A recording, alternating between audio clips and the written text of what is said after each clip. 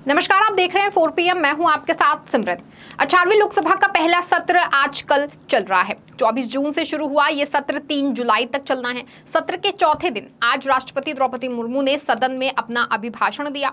दोनों सदनों के लिए ये महामहिम का संयुक्त अभिभाषण रहा। इस दौरान उन्होंने पिछली सरकार की उपलब्धियां गिनाई और साथ ही सरकार के रोड मैप पर भी जिक्र किया। राष्ट्रपति के अभिभाषण के बाद दोनों सदनों की कार्यवाही शुरू हुई। इस बार संसद का माहौल पिछली बार के कार्यकालों से काफी अलग नजर आ रहा है, क्योंकि इस बार लोकसभा में विपक्ष मजबूत हुआ है। वो कहते हैं ना कि एक मजबूत लोकतंत्र के लिए एक मजबूत विपक्ष का होना बहुत जरूरी होता है।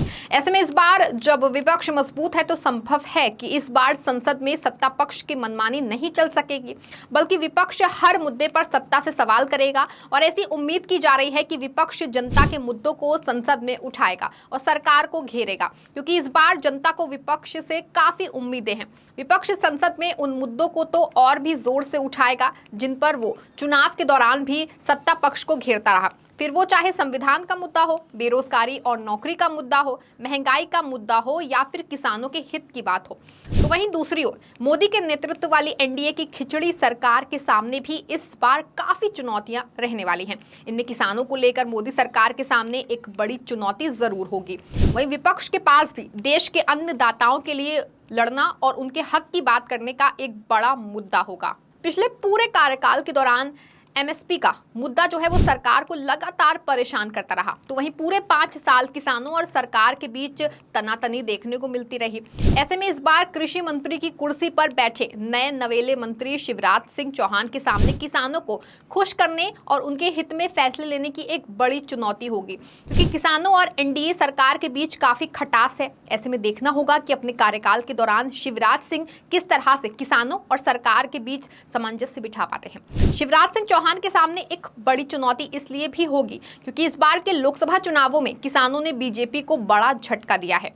ग्रामीण क्षेत्रों व किसान बाहुल्य क्षेत्रों में बीजेपी को करारी शिकस्त झेलनी पड़ी है। बीजेपी के पूर्ण बहुमत से दूर रहने और सिर्फ 240 सीटों पर सिमट जाने की एक प्रमुख वजह कहीं ना कहीं किसानों की नाराजगी भी है। ऐसे में अब कृषि और किसान कल्याण मंत्रालय व ग्रामीण विकास मंत्रालय का नेतृत्व कर रहे शिवराज सिंह चौहान के सामने किसानों से सामंजस्य बिठाना और ग्रामीण क्षेत्रों में बीजेपी को फिर से उठाने की एक बड़ी जिम्मेदारी व चुनौती होगी। दरअसल लोकसभा चुनाव में बीजेपी ने अधिकांश सीटें ग्रामीण क्षेत्रों में ही गंवाई हैं, जो ये स्पष्ट संकेत देता है कि ग्रामीण क्षेत्रों में सब कुछ ठीक नहीं है। ऐसे में बीजेपी को इन क्षेत्रों में सुधार लाने के लिए तुरंत कदम उठाने होंगे और इसके लिए ऐसे व्यक्ति की आवश्यकता है जिसके पास विशाल अनुभव हो और जो ग्रामीण क्षेत्रों की समस्याओं, खासकर कृषि की समस्याओं को समझता हो। इस परिस्थिति में कृषि मंत्री शिवराज सिंह चौहान के सामने इस बात की चुनौती है कि क्या वो भारत की कृषि जीडीपी वृद्धि को 5% प्रति वर्ष से अधिक बढ़ा सकते हैं और किसानों की आय में बढ़ोतरी कर सकते हैं। साथ ही एमएसपी पर किसान और सरकार के बीच जारी ऋण को भी समाप्त करना होगा।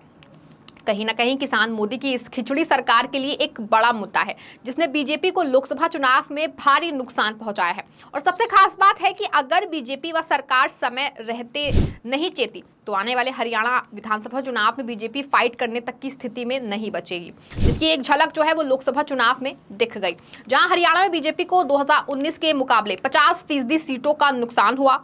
आंकड़े भी ये कहते हैं कि किसानों की नाराजगी का खामियाजा बीजेपी को इस लोकसभा चुनाव में भुगतना पड़ा है, जिसके चलते वो सिर्फ 240 सीटों पर ही सिमट के रह गई। Centre for the study of developing societies यानी कि CSDS के लोक नीति प्रोग्राम के तहत चुनाव बाद किए गए सर्वे के मुताबिक किसानों के गुस्से ने कई उत्तर भारतीय राज्यों में भारतीय जनता पार्टी को नुकसान पहुंचाया है। भाजपा को बहुमत से दूर रखने में अन्य कारणों के साथ साथ किसानों की नाराजगी भी एक प्रमुख मुद्दा रही है। रिपोर्ट के अनुसार हरियाणा में किए गए सर्वे के आंकड़ों से ये पता चलता है कि 61% से अधिक किसानों ने कांग्रेस के नेतृत्व वाले इंडिया गठबंधन को वोट दिया था, जबकि सिर्फ 35% ने भाजपा को वोट दिया।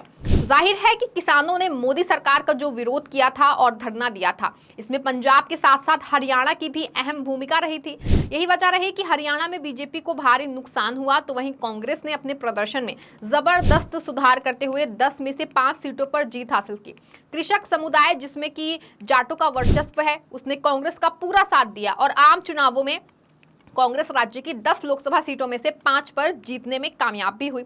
ये 2019 के आम चुनावों में कांग्रेस के प्रदर्शन में से कहीं बेहतर है। 2019 के आम चुनाव में कांग्रेस हरियाणा में एक भी सीट नहीं जीत पाई थी, जबकि 2014 के चुनावों में उसे सिर्फ एक सीट मिली थी। लेकिन इस बार किसानों की नाराजगी और कांग्रेस नेतृत्व की मेहनत ने हरियाणा में कांग्रेस को बड़ी सफलता दिलाई है। इस बार कांग्रेस ने जिन 5 सीटों पर जीत हासिल की है, उनमें से 3 सीटें हिसार, रोहतक और सोनीपत है, जिन पर जाट समुदायों का जो है वो दबदबा है। इसी के अलावा कांग्रेस के पक्ष में दलितों के एकजुट होने के कारण उसे 2 आरक्षित निर्वाचन क्षेत्रों में भी जीत मिली है। जाहिर है कि लोकसभा चुनावों से पहले पंजाब और हरियाणा में किसान आंदोलन पर भाजपा सरकार के कड़े रुख के चलते किसानों ने भाजपा के खिलाफ वोट दिया, जिसका खामियाजा पार्टी को भुगतना पड़ गया। मुख्य रूप से न्यूनतम समर्थन मूल्य की कानूनी गारंटी के लिए फरवरी में पंजाब और हरियाणा के किसानों ने दिल्ली चलो का आह्वान किया था, लेकिन मोदी सरकार ने भाजपा शासित हरियाणा सरकार की मदद से किसानों को दिल्ली पहुंचने से रोकने के लिए राष्ट्रीय राजमार्गों को अवरुद्ध करने और आंसू गैस के गोले छोड़ने सहित सभी साधनों का इस्तेमाल किया था। बाद में उन्हें शंभू और खनौरी में पंजाब हरियाणा सीमा पर रोक दिया गया था। यहाँ वे पिछले 5 महीने से अधिक समय से जमे हुए हैं। वहीं पंजाब में लोकसभा चुनावों के दौरान भाजपा को सबसे ज्यादा किसानों के विरोध का सामना करना पड़ा। उनके सभी 13 उम्मीदवारों को चुनाव के दौरान गांवों में प्रचार करने में काफी मुश्किलों का सामना करना पड़ा। इसी विरोध का नतीजा रहा कि 13 लोकसभा सीटों वाले पंजाब में बीजेपी अपना खाता तक भी नहीं खोल पाई।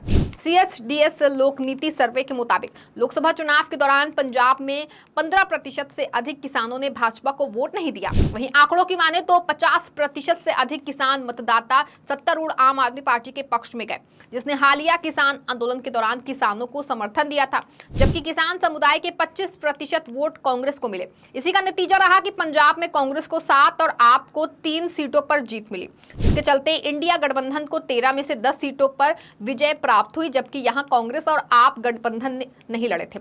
वहीं किसानों के विरोध का खामियाजा भुगतने वाली बीजेपी अपना खाता तक नहीं खोल पाई। सर्वे की माने तो कांग्रेस और आप का वोट शेयर जो है वो लगभग बराबर था, लेकिन हिंदुओं और दलितों के समर्थन से कांग्रेस को राज्य की सभी प्रमुख शहरी सीटों पर जीत हासिल करने में मदद मिली, जिससे कि आपकी सीटों की संख्या कम हो गई।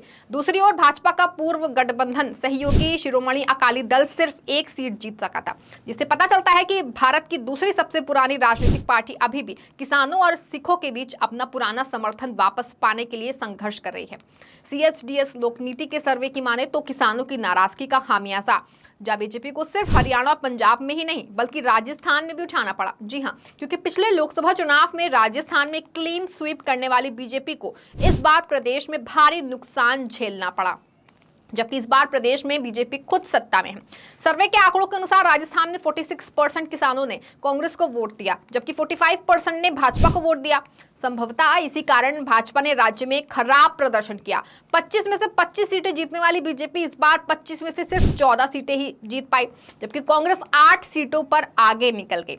पंजाब हरियाणा सीमा पर चल रहे विरोध प्रदर्शन में प्रमुख किसान नेताओं में से एक सरवन सिंह वनढेर का कहना है कि वे भाजपा के नेतृत्व वाली नवगठित NDA सरकार के साथ बातचीत के लिए तैयार है, लेकिन जब तक केंद्र सरकार उन्हें MSP की कानूनी गारंटी का आश्वासन नहीं देती, तब तक विरोध समाप्त नहीं होगा। साफ है कि किसान MSP पर अड़े ही हुए हैं। वहीं सर्वेक्षण का मानना है कि हालिया लोकसभा चुनाव के दौरान भाजपा ने किसानों के बीच अपनी जमीन खो दी है। इस पर उन्होंने कहा कि ऐसा होना तय था। किसान नेता का कहना है कि लोग उस सरकार को कैसे वोट देंगे जो राष्ट्रीय राजधानी में विरोध करने के उनके लोकतांत्रिक अधिकार को छीन लेती है, शांतिपूर्ण प्रदर्शनकारियों पर आंसू गैस के गोले छोड़ती है और यहां तक कि उन्हें मार भी देती है। बकौल किसान नेता, जब तक भाजपा उनकी मांगों पर सकारात्मक प्रक्रिया नहीं देती, तब तक उनका भाजपा के प्रति विरोध जारी रहेगा। साफ है कि भाजपा जैसे एक कृषि प्रधान देश में देश की सरकार और किसानों के बीच उचित सामंजस्य न होने के चलते देश के लिए नुकसानदेह है। वहीं बीजेपी के लिए भी किसानों की नाराजगी काफी महंगी पड़ी है और अगर समय रहते बीजेपी ने नहीं चेती और इस नवगठित सरकार ने कुछ एक कदम किसानों के हितों में नहीं उठाए, तो संभव है कि आने वाले वक्त में बीजेपी को किसानों की नाराजगी का और भी खामियाजा भुगतना पड़ सकता है। इसका सबसे बड़ा नुकसान जो है उसे हरियाणा में उठाना पड़ सकता है, जहां इसी साल या अगले साल की शुरुआत तक लोकसभा चुनाव होने हैं। इसके अलावा महाराष्ट्र और बीजेपी में भी देश का अन्नदाता एक बड़ी भूमिका निभाता है। ऐसे में इन राज्यों में भी बीजेपी को किसानों की नाराजगी नुकसान पहुंचा सकती है। यही सब कारण है कि नए नवेले कृषि मंत्री बने शिवराज सिंह चौहान के सामने किसानों को संतुष्ट करना और उसके साथ सामंजस्य बिठाने की एक बड़ी चुनौती होगी। इस खबर में फिलहाल बस इतना ही। ऐसी तमाम राजनीतिक खबरों के लिए बने रहें और जुड़े रहें 4PM के साथ। धन्यवाद।